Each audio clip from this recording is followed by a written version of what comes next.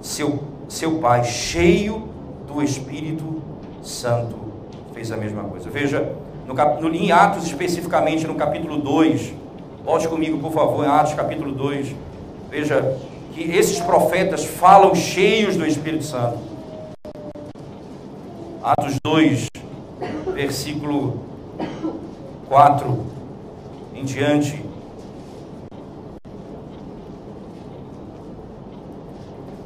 Toda a narrativa diz assim, 2, 4 em diante.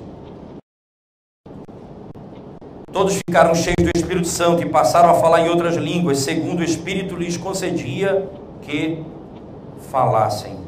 A descida do Espírito Santo vem sobre eles. Então, nós sabemos muito bem o que acontece em toda a narrativa.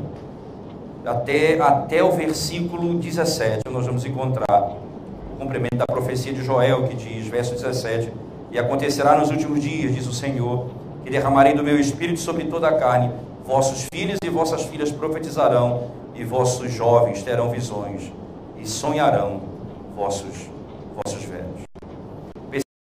E por contraste, perceba, de forma clara, Paulo era cheio do Espírito Santo. E quem é Elimas? Ele estava cheio do quê? Cheio de todo engano. Volte lá comigo, por favor.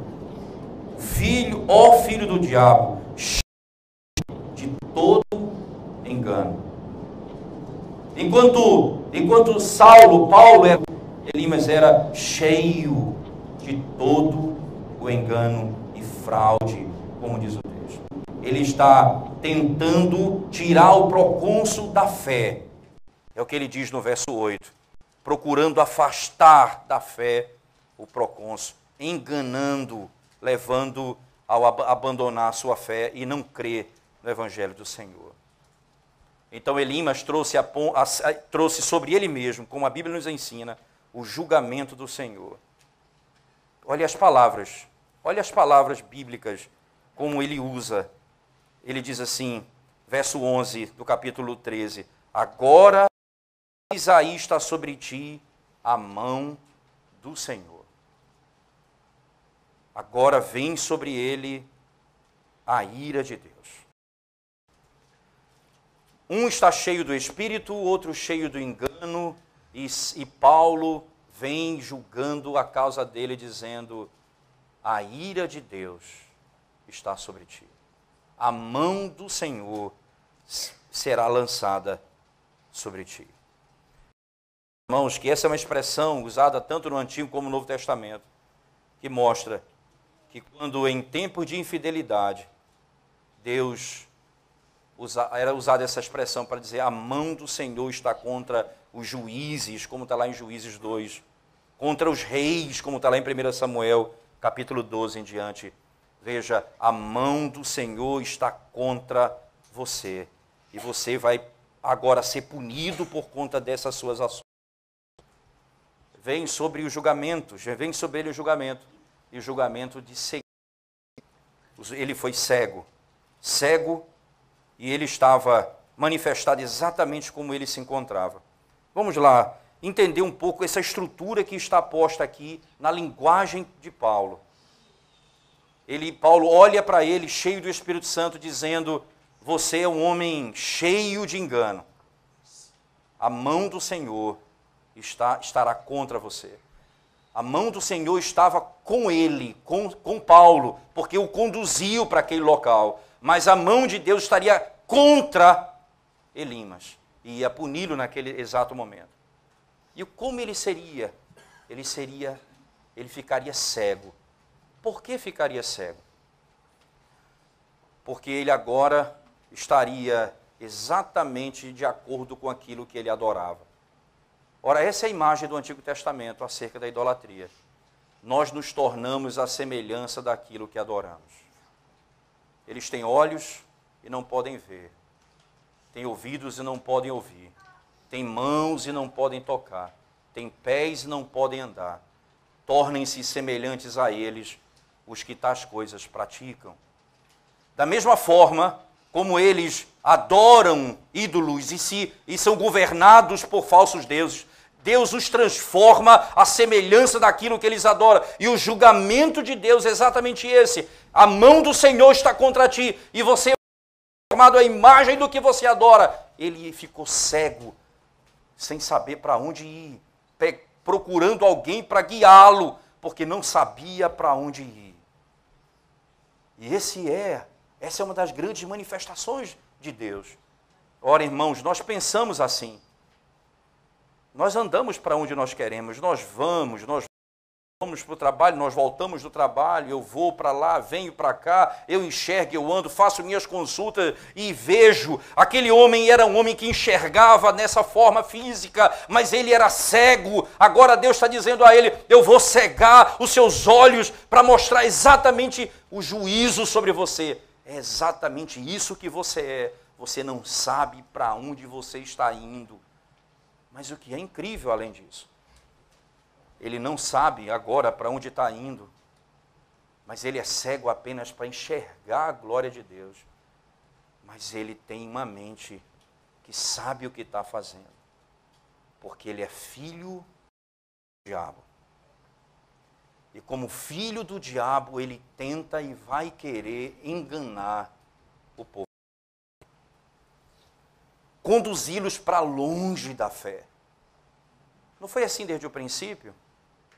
Quando lá no Éden, Satanás enganou a mulher, enganou Adão? Não foi assim desde o princípio? Não é essa a prática de Satanás? Ora, irmãos, não existe hermeneuta mais sagaz do que o diabo, que vem interpretar a Escritura de acordo com o seu entendimento. Não foi isso que ele fez?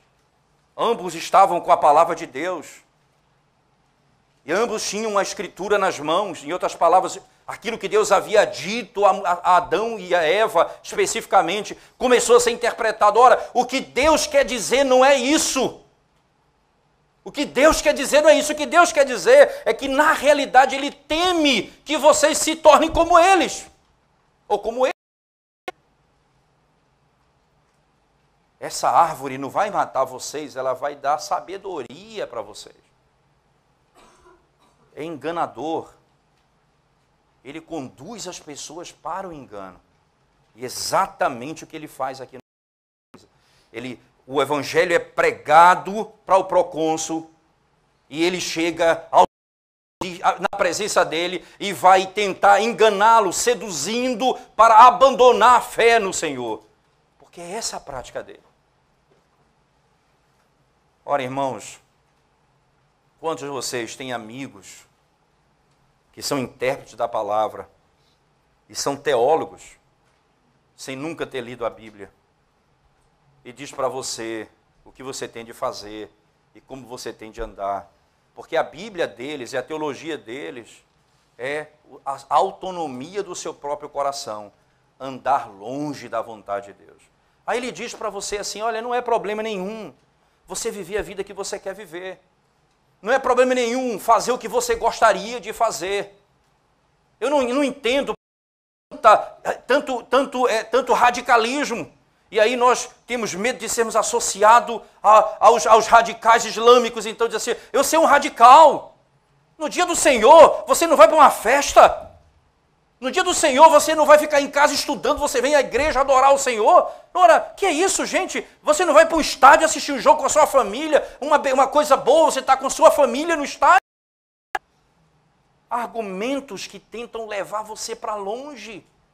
Gente que está do seu lado ali, tentando interpretar a Escritura para você, são esses aí os filhos do diabo, que querem enganar você e afastar você dos caminhos de Deus. Cegos, tentando guiar você para um abismo e para a destruição.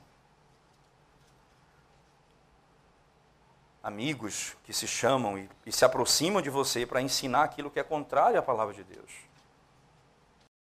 Eles estão cheios do engano e de toda malícia. Olha que é impressionante essa expressão. Malícia. Aquela cegueira dele, que vai se manifestar fisicamente agora, ele sabe exatamente para onde ele quer levar. Para longe de Cristo. ele se aproxima com toda a malícia. Inimigo, diz o apóstolo Paulo, inimigo de toda a justiça, que quer perder os retos caminhos do Senhor. Ele quer enganar. Ele quer enganar. Mas a salvação desse procônsul revela um princípio teológico fundamental para nós. Ele não vai enganar os eleitos. Se pudesse, ele enganaria todos os eleitos. Mas ele não vai enganar os eleitos. Isso se dá escatologicamente quando Cristo veio ao mundo. Ora, lá no Evangelho de Mateus, no capítulo 2, diz assim a Escritura Sagrada: para que a casa do inimigo seja saqueada, ele tem que ser preso e amarrado. Então o Senhor Jesus, quando chega, o seu reino é estabelecido, ele prende Satanás e saqueia a sua casa e liberta os seus de onde eles estiverem. Está lá em Apocalipse 20 também, descrito da mesma forma. Volte comigo lá, abra sua Bíblia comigo, por favor. 20, verso 1 em diante.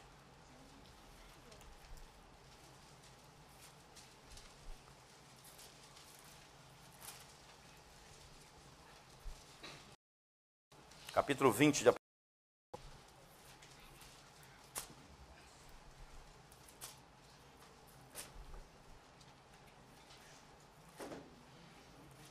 Diz assim, a partir do verso 1. Então vi descer do céu um anjo, tinha na mão a chave do abismo e um grande corrente. Ele segurou o dragão, a antiga serpente, que é o diabo, Satanás, e o prendeu por 1000 anos.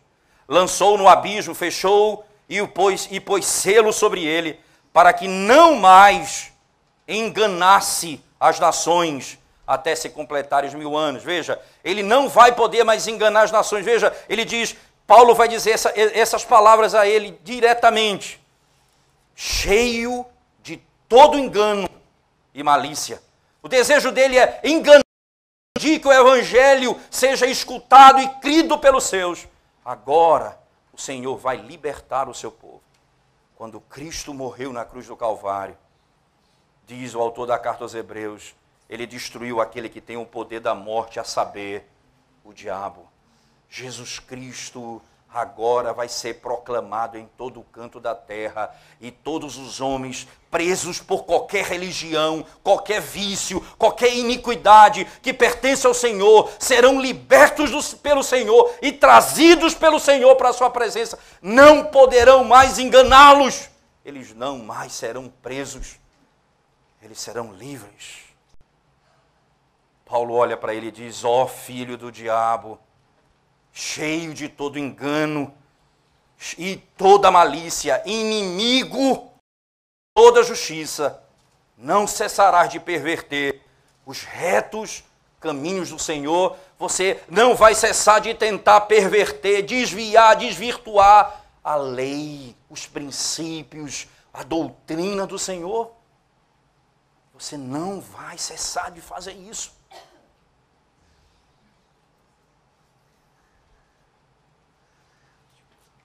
Nós pensamos que interpretar a Escritura é um exercício simples e que nós podemos simplesmente nos autorizar a sermos intérpretes de nós mesmos e criarmos uma interpretação particular da Escritura. Cuidado, porque existem muitos intérpretes que agem pelo mesmo espírito de Elimas, desejando desvirtuar o povo de Deus da verdade e levá-los para longe do Evangelho de Cristo. Não pensem, porque vocês gostam dessa interpretação, é a melhor. A verdadeira interpretação, ela foi criada a todo o tempo. Não pensem vocês que vocês vão interpretar um texto hoje e dar uma doutrina nova desse texto. E nunca ninguém na história pensou o que você pensou. Pode esquecer e jogar fora, porque certamente não é verdade e não é correto o que você está pensando. Porque você vai imaginar, por exemplo, que Deus colocou a igreja nas trevas e hoje vai tirar a igreja das trevas a partir da tua hermenêutica e da tua interpretação. Não pense assim. A verdade do Senhor já foi proclamada. E quando ele tenta desvirtuar, Saulo vai dizer: tu és filho do diabo. Impressionante que o Senhor opera essa obra milagrosa na vida desses idólatras.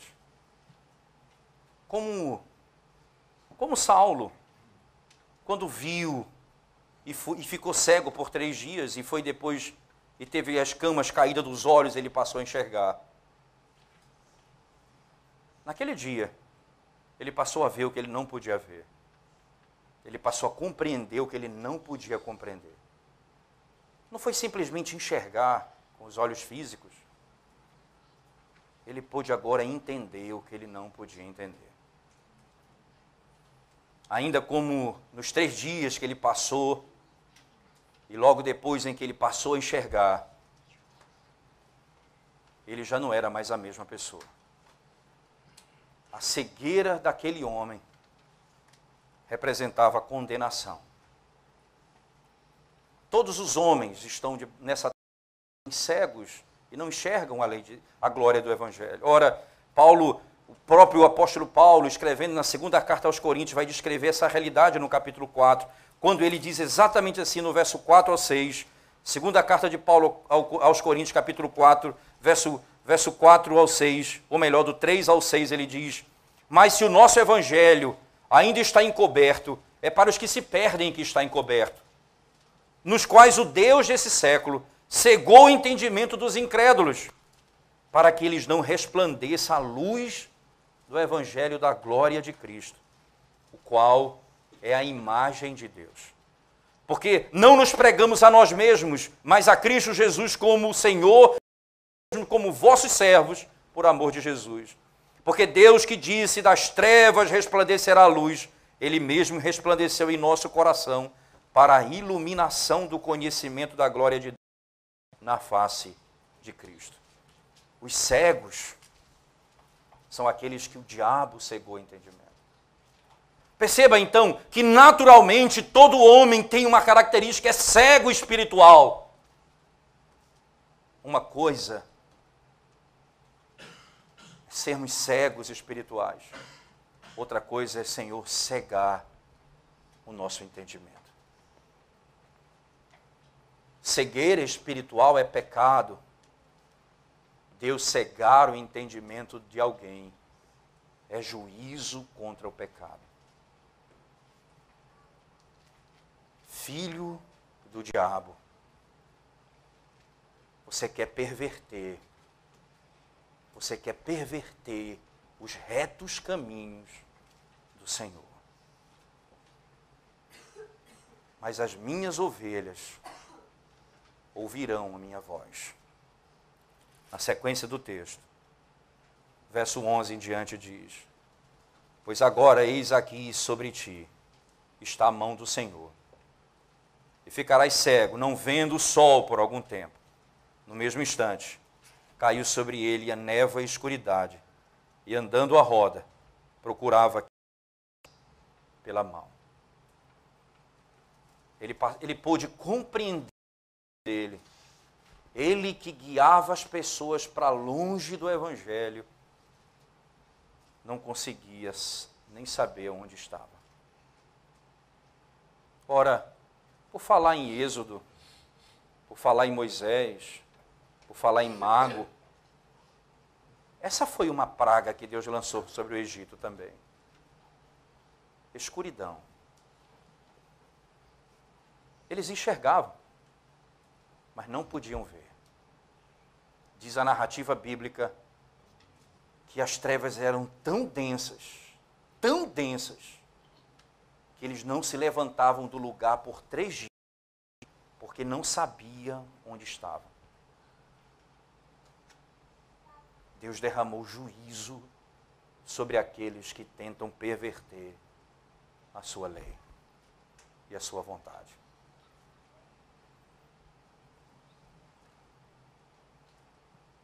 Ele cega o entendimento dos homens. Mas o eleito de Deus tem diante dos seus olhos resplandecido, como Saulo teve, a glória do Evangelho do Senhor. Ele passou a enxergar. Verso 12. Então o procônsul, vendo o que sucedera, creu, maravilhado com a doutrina do Senhor. Ele creu na doutrina do Senhor. Ora, ele não trocou de mago, ele não trocou de autoridade nesse sentido, dizendo, ora, eu prefiro a mágica desse evangelho do que a mágica dele. Não, ele entendeu o ponto, ele creu na doutrina, diz o texto sagrado. Ele creu na doutrina, no ensino do Senhor. Ele creu no ensinamento da palavra de Deus. Ele confiou no Senhor. Não mais em si mesmo. Não mais em si mesmo. Quando nós olhamos para esse texto, olhamos para a nossa vida, alguns aspectos precisam ser trazidos mais perto de nós, podemos dizer assim. Primeiramente, irmãos, a nossa vida, a nossa caminhada cristã, ela carrega consigo essa luta entre interpretar e compreender qual é a vontade de Deus para a nossa vida ali, revelada na Escritura. Qual é a autoridade de Deus para nós? Qual é a autoridade de Deus para nós? Se a Escritura, se a palavra de Deus não for autoridade para você, é como um cego andando ao meio-dia, apalpando as paredes sem saber para onde está indo. Se você é guiado por doutrinas e ensinamentos contrários à autoridade da palavra, você está indo para longe do Evangelho do Senhor. E quem lhe orienta? Quem são os que lhe orientam, irmãos? Quem são aqueles que lhe orientam? Na igreja. Você tem amigos lá fora no mundo que são os seus filósofos, os seus pensadores, os que ensinam você o que tem que fazer. Mas você não ouve seu pai, você não ouve sua mãe, você não ouve os presbíteros da igreja, você segue o seu próprio coração. Cuidado, você vai ser devorado. Você vai ser devorado. Principalmente quando fica claro que o que eles ensinam para você é oposto àquilo que os seus pais e a igreja do Senhor ensina para você. E o que eles querem no final, com tanta sabedoria? Afastar vocês de Cristo. Colocar vocês para longe do Evangelho. Levar vocês para distante do Senhor. Ora, vocês vão deixar de ouvir homens cheios do Espírito Santo, que escreveram a palavra de Deus cheios do Espírito Santo, para ouvir homens cheios de toda malícia e engano. É o seu professor de universidade que lhe orienta. É ele que é o seu grande herói. É ele que lhe ensina os pensamentos desse mundo. É ele que fala para você que Deus não existe e que Deus não é real e que quem crê nisso não sabe de nada. É esse o seu herói? Ele é Elimas. Ele é Bar-Jesus. Ele é falso. Ele é mago. Ele quer lhe conduzir para longe do Evangelho do Senhor. Ouça atentamente a palavra de Deus e não se aparte do Senhor.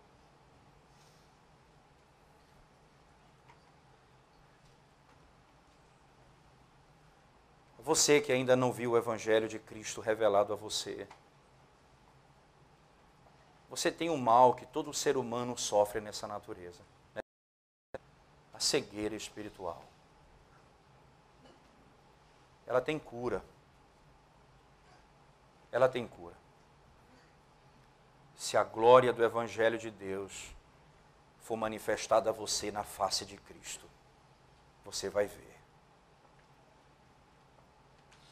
Mas cuidado. Cuidado. Não tem cura aquela cegueira que Deus impõe ao homem. Quando Ele levanta juízo sobre o homem. Dureza de coração é pecado. Endurecimento de coração é juízo de Deus contra o pecado. Cegueira espiritual é pecado. Mas tornar-se cego pela mão de Deus, espiritualmente, é juízo de Deus contra o pecado.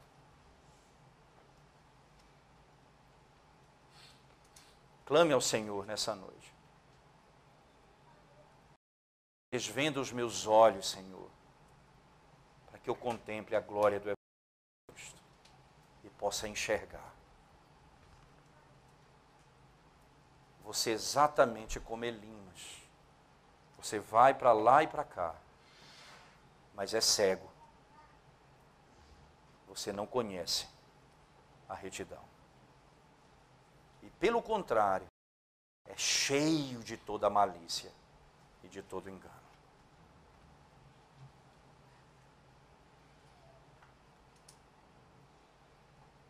Para nós, como crentes no Senhor, vocês irmãos que estão chegando na igreja agora, cada domingo eu me surpreendo, né? Cada domingo vai ficando mais difícil. Cada irmãos, rosto, pessoas novas, e estão chegando de vários lugares, a outras igrejas, principalmente das igrejas de tendência pentecostal, estão ouvindo e estão chegando ao nosso meio. Eu preciso dizer a vocês isso, irmãos, cuidado.